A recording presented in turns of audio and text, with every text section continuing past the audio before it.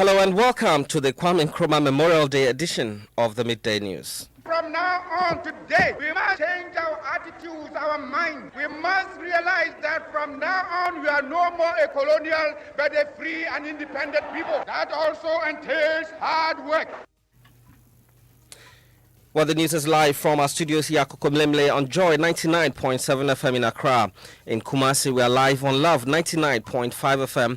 Affiliates across Ghana's 16 regions, including Magic FM Savannah, Ganga FM Upper West, Sun City FM Volta, and Jata FM Northern. Better still, download the Manjo Online app from the Play Store and App Store to listen live around the world. Coming up, National Peace Council presents report to National Security detailing concerns of alleged marginalization of persons from the Volta region by the NPP administration. And we are now strategizing as to how to make sure that the people of Volta region will feel part of Ghana, that nobody who is a Voltarian or in the Oti region will ever feel that he is not part of this country. Fix the Country campaigners demand an end to what they call years of directionless leadership as they stage their second protest in less than 2 months. We are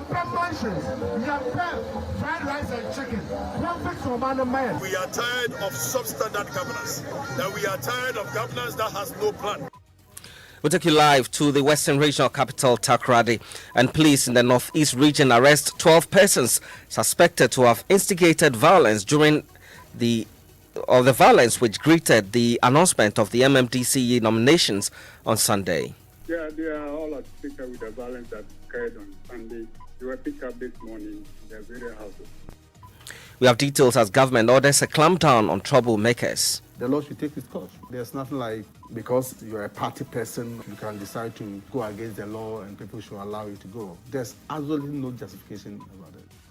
And in showbiz, how multiple award-winning musician Rocky Dawuni is changing how Africa is perceived by the world through his music videos. I just try to always, through my visuals, to present to the world like a very African yet modern Africa. We'll also hear from the man we are celebrating today, Dr. Kwame Nkrumah.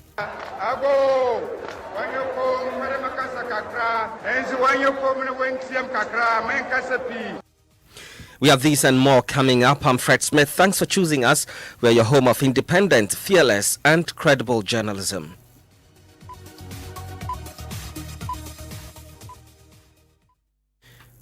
Thanks for making time. The National Peace Council says it has presented a report to National Security detailing concerns of alleged marginalization of persons from the Volta region by the NPP administration.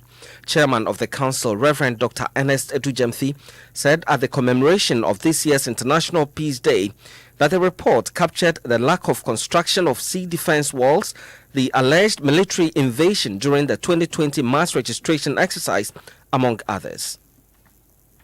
Yesterday, the board had extensive meeting with the Minister of National Security, and that was when we went to present to him the report on the work we've done in the Volta region. We've been in the Volta region for 3 continuous weeks, listening to the people in the Volta region to hear why they feel marginalized, neglected, and that they have not had part of the national cake. We gathered all the information and we met with the minister to present that report to him. So there's a constant engagement depending on what the issues are and which department we need to engage, so that we keep doing all those things to make sure that we bring to the attention of the government what to do. After that meeting, there's going to be a follow-up to that work which we've done. And we are now strategizing as to how to do that, to make sure that the people of Volta region will feel part of Ghana, that nobody who is a Voltarian or in the Oti region will ever feel that he is not part of this country. Well, Parker Wilson is my colleague who's covering this for us. He joins us on the line now for more on this. Parker, what were the other issues raised by the council at this commemoration? So concerns were raised about the absence of vigilantes during the 2020 election. Now, Fred, you recall that following the Ayawaso West Wagon by-election, the Peace Council had a series of stakeholders meeting with the political parties, particularly the NPP and the NDC. So according to the chairman of the council, some of these meetings, together with the signing of the Peace Pact, indeed triggered the absence of vigilantes in the 2020 election. Indeed, we did not record any act of vigilantism during the elections. Regrettably, however, some people died in the post-election violence during the collation of results. This is a dent on our democratic credibility and should not be allowed to fester. At a post-election dialogue in Adan earlier this year, we resolved to ensure that these unfortunate events do not happen again in this country. You had the chairman of the National Peace Council, Reverend Dr. Ernest Edu Jemfi, speaking earlier to my colleague Parker Wilson there.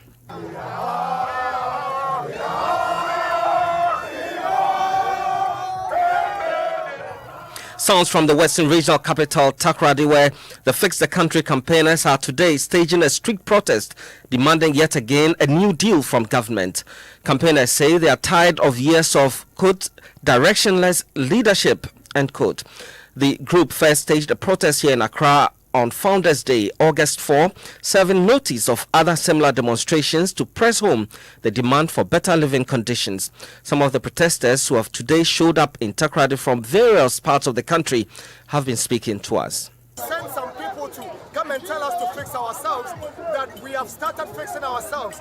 That is why we don't want to make any field in Takoradi. We are making sure that as we go for this demonstration, we clear every debt we make here in Takoradi. We say fix the country. You say fix yourself. We are sick and tired of our healthy foods. We are sick and tired of things that are not relevant. Yes, why young yama, may I want to or you're very simple. You have business some Casibia, you have mansions, you have fried rice and chicken. One fix for man and man. Tell the leadership of this country, both past and present, that we are tired of substandard governance, that we are tired of governance that has no plan. We are tired of directionless leadership. We are tired of substandard leadership. We are tired of Amemwo Fo, Amemwo Kankai, Ayamuno for the past 30 years. That is what we are waiting for the youth of Western region to come and tell them. We are telling them that enough of the political pettiness. We can take you live now to Takoradi, where our correspondent, Western Regional correspondent Natalia Kwanzaa, is joining us from. Ina, can you update us on how this demonstration is going? Yes, so it has been smooth. We've got to Sekendi. They started a march from Takoradi to Sekendi. That is 7 kilometers distance. When we got to Sekendi at the market or along the beach, these demonstrators wanted to use a different route. But the police is also telling them that according to discussions and according to what they had decided on, they had given them specific routes, and that is what they have been on. That is what they are using. So until we got here in Sekendi, it has been peaceful. Is there any plan to present a petition to any particular individual in the region? No, they said they are not presenting any petition to anyone. Today is a holiday, and they are just marching to the principal street of Takoradi and Sekendi. There is no petition to be presented to anyone. And so, what next after this protest? Well, so I have been speaking to one of them who said that after the demonstration here, today they did the demonstration here just to mark the birth of Asadi for Dr. Kwame Nkrumah, and then to drum home that the Western region is part of Ghana and they need more than it has been given. So from here, they are heading to the rest of the region. So they said they would go to every region. So it is just one of the many demonstrations. They would drum home so the constitution is changed, and then so they see a better Ghana and they see Ghana being fixed. Many thanks to you. Natalia Kwanzaa is our Western Regional correspondent, updating us from that demonstration from the hashtag Fix the Country demonstrators in that region. Let's take you now to the Northeast region, where police say they've arrested 12 persons who they believe were involved in the violence which followed Sunday's announcement of MMDCE nominations. A crack team of officers led by the regional commander himself conducted a raid on the homes of the suspects and picked up 12. ASP Robert Anabik Angman is the acting Northeast Regional Police PRO and has been speaking on News Desk with Israelite. Yeah, they are all at picture with the violence that occurred on Sunday They were picked up this morning in their various houses. All right. And are you pursuing some more, or these are all the ones you're looking for? Well, we are still on manhunt for the rest who are involved, but we are doing intelligence-led sweeping to arrest those people who are actually involved, but not just to arrest any other person who may not be linked for the purpose of this. But we are trying our best to make sure that all those people who are arrested, they have something to do with the violence that occurred on that day. And what next after the arrests? They have been screened, after which to put before court. All right, and so you're sure that the 12 that you've picked up so far, they are all associated with the arrest, and it's not more of a soup? So we've analyzed the video that was circulated, and we've been able to identify them. Some of them in the video, and some of them that we have evidence that they are linked to the case, they were arrested. How many more in all are you looking for? That I can't give an exact number. As far as when we are able to get them, we'll let you. Well, we can take you live now to the northeast region and speak to correspondent Ilyasu Tanko, who's joining us live on the line right now. Ilyasu, if you can hear me, update us. What's the mood after these arrests? Well, the disappointed or the still aspirant is now calling for the immediate release of this suspect. He's saying that he was already talking to the people because they were planning a massive demonstration on Friday, and this particular arrest, if the people are not released, is going to cause a lot of problems in that particular area. And so he's calling for the release of the people that have been arrested. Any idea what the backgrounds of these persons who've been picked up are? Well, there are 12 persons, like the police PRO mentioned, and they are Kwabna Mantin, who is age 43, Idriso Abdurrahman, 42, Smaila Ibrahim. Unfortunately, we understand he is a minor. He's about 15 years. And we have Qasim Abdul Aziz, who is 28, Qasim Latif, 65, Ibrahim Aoufo, 23, Osman Yusuf, 36, Mohammed Abdul Latif, 29, Hussein Bawa, 30, Kwame Mahmoud, 31, and Bashiru Ayeble, 29, and also Armia, who is 28. And they were all arrested last night by a crack team of police troops led by Commander himself, Moses Ali. And are the police looking for more persons? Yes, we understand they are still looking for more persons. As I speak to you now, the police has begun screening the people, and they are promising that they will arrest those people that are involved, that were involved in this particular act. Northeast Region correspondent Ilyasu Tanko speaking to us there. Well, last night, local government minister Dan Boche was on PM Express on the Joy News channel, and he called for prosecution of all those arrested. This whole business of negative news is more news. But certainly, the law should take its course. I mean, there's nothing like because you're a party person or because it's about political issues, you can decide to go against the law and people should allow you to go. There's absolutely no justification about it. President is supposed to make appointments. He's made appointments. That's it. And he had the local government and rural development minister Dan Boche there. Here in the capital, scores of residents of Agape in the central municipality have been forced to seek refuge under makeshift structures after their homes were taken over by floods. Several roads in the community have also been flooded, making it difficult for the residents to access other parts of the capital. They are appealing to government to construct the roads and drainage systems to help ease their suffering. Mamiesi Thompson was in the community and now reports. The sad story of 50-year-old Mamin Kran. She spent her entire life savings to put up this apartment to house herself and her 4 children. But that story completely changed last week after heavy rains. When it rained, we couldn't have access to the house because of the flood. All my belongings are destroyed. She's been forced out of her home and now taking shelter in a kiosk after her apartment was taken over by floods. I am currently perching in a kiosk. Bathing has even become a chore.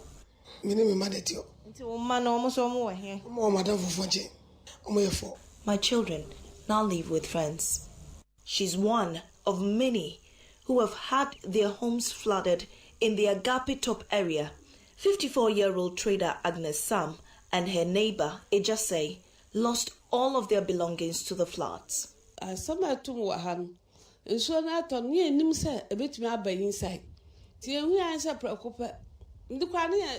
volume of water that entered our house was so much. Now I don't even know what to do.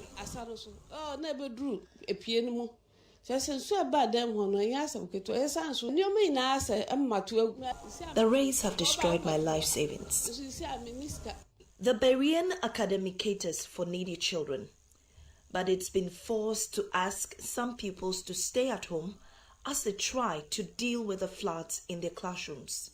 It is the worst devastation in the community since many started living here more than 20 years ago. Some residents lay blame squarely at the doorstep of the Gas Central Municipal Assembly. Problem is from two angles. Some of the residents that are building on the waterways, and then number two, the district assembly's inability to pull those structures down. When rainfall like this, we can't drive. The road is very, very bad. So I hope you people are going to do something about it, and we call upon the government to come and help us. Agape Top here, you have a very big problem here. Every day you losing, you don't have any road, even footpath to pass on it. Assemblywoman Gertrude Freeman informed me through a phone call that she will soon meet with residents to come up with a solution. Mamiesi Thompson, Joy News, Agape, Accra. And we understand the municipal officials have been engaging the residents in the last few hours on how to address the situation. Reverend Charles Kumsin, he is the head pastor of the Agape Assemblies of God Church, and he's also a community leader. He joins us on the line right now. Good afternoon to you, Reverend. How has this engagement gone? Good afternoon, sir. Thank you for having me. Yes, we just ended the meeting. Actually, it was the MP, Honorable Dixon, that came to meet us with our assembly woman. So he has promised that he's bringing some support in the form of a temporary drainage. And so he wants the community to cooperate. In that some of the community members, they have built structures in the waterway, and that is causing the problem. And those people are just few people. They are just few who have hijacked the entire community. And so he warned that when the machine comes, everyone who has a kiosk or whatever in the waterway should remove it before the machine comes. And he has promised everything within his power to help us. So that is how the meeting ended. And this help that the MP has promised you won't be coming immediately. So in the meantime, how are you going to cope?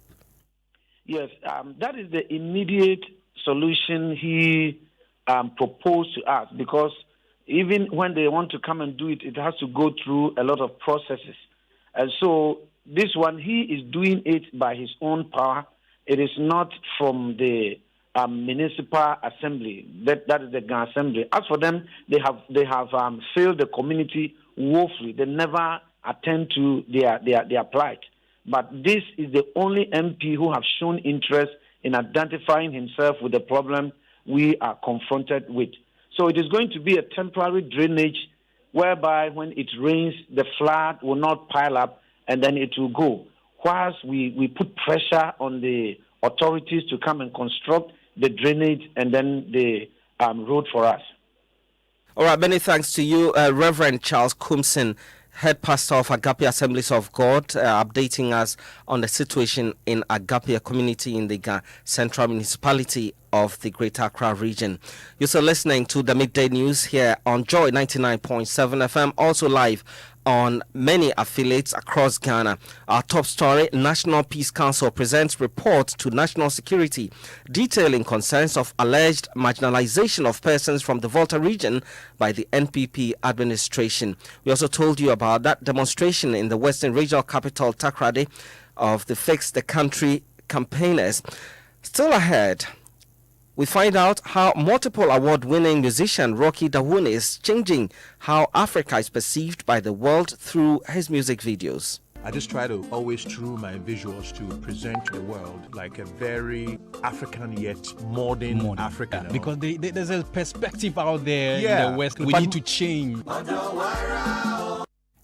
And we also hear from the man we're celebrating today, Osajifo Dr. Kwame Nkrumah. From now on today, we must change our attitudes, our minds. We must realize that from now on, we are no more a colonial, but a free and independent people. That also entails hard work.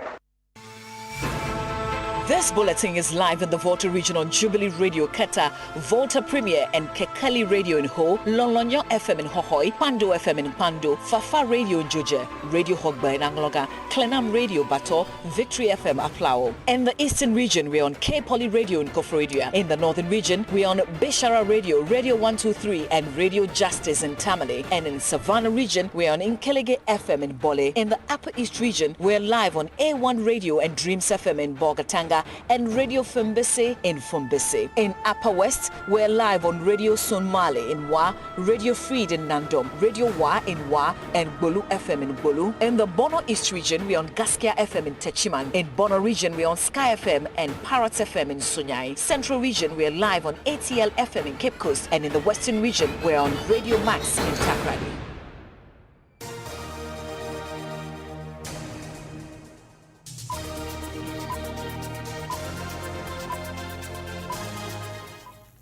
You're welcome back.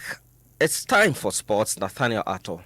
Black Queens head coach Mercy Tego Kwaku is expected to release a training schedule for the team as they look forward to a crucial African Women's Cup of Nations qualifier against the Super Falcons of Nigeria next month. Nigeria remain Africa's most successful side at the competition, having won 11 of the titles so far. The first round of matches were originally scheduled for June 2021. However, on May 19, the Confederation of African Football announced that all first-round matches had been postponed to the dates between October 18 and 26. Now, the second round of matches have also been scheduled for 14th to 23rd of February next year. The Black Queens wrapped up the newly introduced Aisha Buhari Cup in Nigeria with a 2-0 win against Cameroon following a 3-0 defeat suffered at the hands of the Bayana of South Africa. The Black Queens are yet to win the African Women's Cup of Nations and will be looking forward to breaking that jinx should they qualify for the 12-team tournament in Morocco next year. That's your sport. Many thanks to you, Nathaniel Atto, for an update in sports. Director of the West African Center for Cell Biology of Infectious Pathogens, Professor Gordon Awandare, is warning that the first mutating COVID-19 virus could necessitate multiple vaccinations after every 6 months. This is in spite of government's struggle to meet its target of inoculating 20 million people by the end of this year. All of Ghana's 3 waves of COVID-19 have been driven by different mutations of the virus. As recent studies establish that the available vaccines do not provide full protection against newer variants, Professor Awandare believes there may be a need for multiple vaccinations.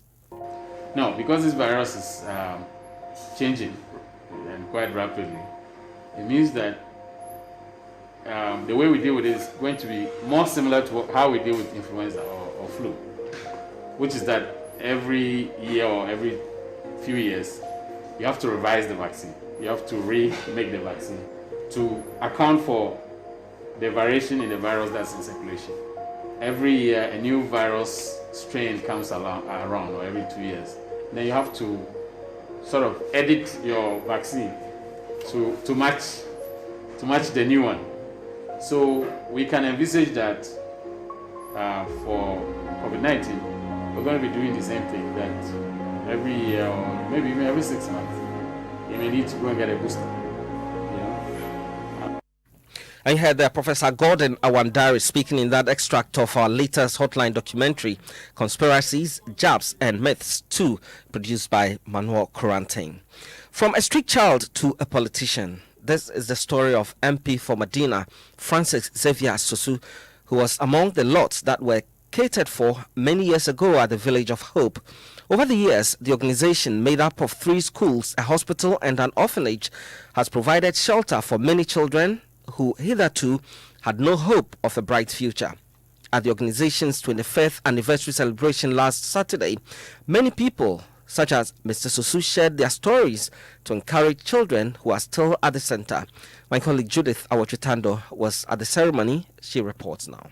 I say it proudly wherever I find myself that Village of Hope is the reason why I am where I am today. And I'm proud of Village of Hope, and I'll always be proud of Village of Hope.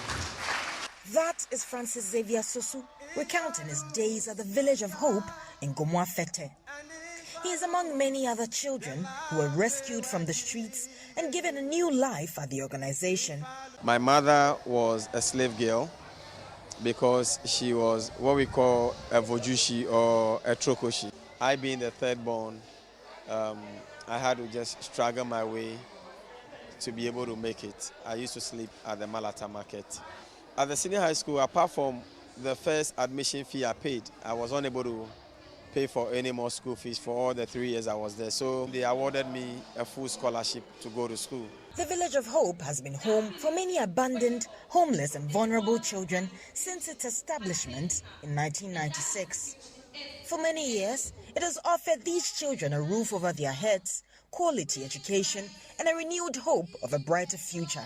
Solomon Abriya-Boa was a beneficiary of the services provided at the institution. Today, he's the only craniofacial surgeon in all of West Africa. It all started, let me say, from 1997 when my mother died. I was then in the medical school, second year. And when that happened, I needed to take care of all my sisters and take care of myself as well. So it was actually a struggle. Because of that, I actually failed and was repeated during that class.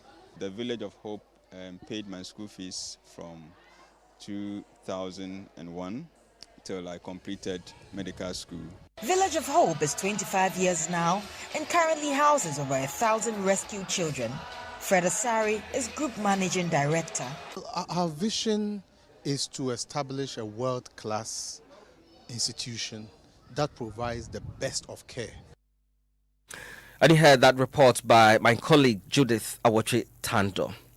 There's no doubt the West have a certain perspective towards Africa. Some think we have lions in our backyards, and others even think we still walk around naked in our mud huts. Well, it's just that a perspective. A multi-award-winning musician, Rocky Dawuni, is changing that by showing the modern Africa in an African way through his music videos. Listen. Oh,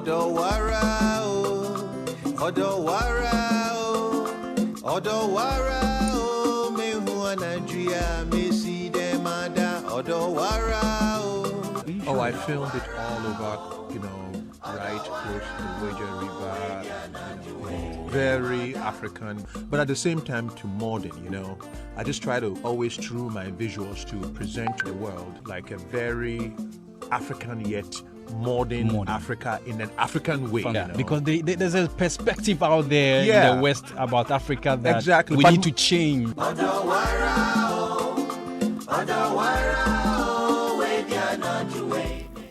And here there, Rocky Dawuni, and good job to him.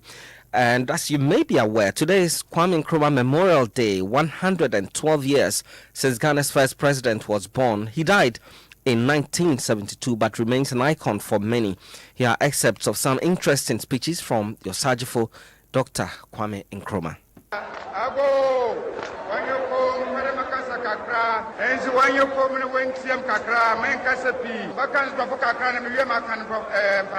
Our independence is meaningless unless it linked up the total liberation of the African continent. Ghana, we now have freedom. Our enemies are many, and they stand ready to pounce upon and exploit our every weakness. They play upon our vanities and flatter us in every kind of way. There is a new African in the world. That new African is ready to fight his own battle and show that after all, the black man is capable of managing his own affairs. From now on today, we must change our attitudes, our minds. We must realize that from now on, we are no more a colonial, but a free and independent people. That also entails hard work. Ghana, your beloved country, is free forever. No be you talk say my beloved country is free forever, but still we the suffer.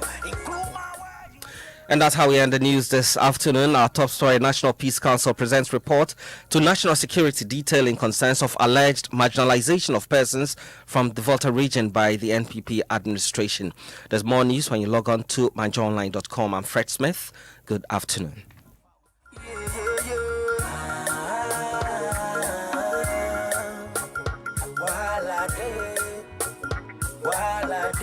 Where the money go? If home is where the heart is, then let's go home, shall we? Let's go where the entertainment is, where the passion is, where the laughter is, and sometimes even the tears too. Let's go where we feel safe enough to share our opinions and send tweets, where we do that embarrassing little dance to our favorite song. Let's go home where the love, the care, and the joy live.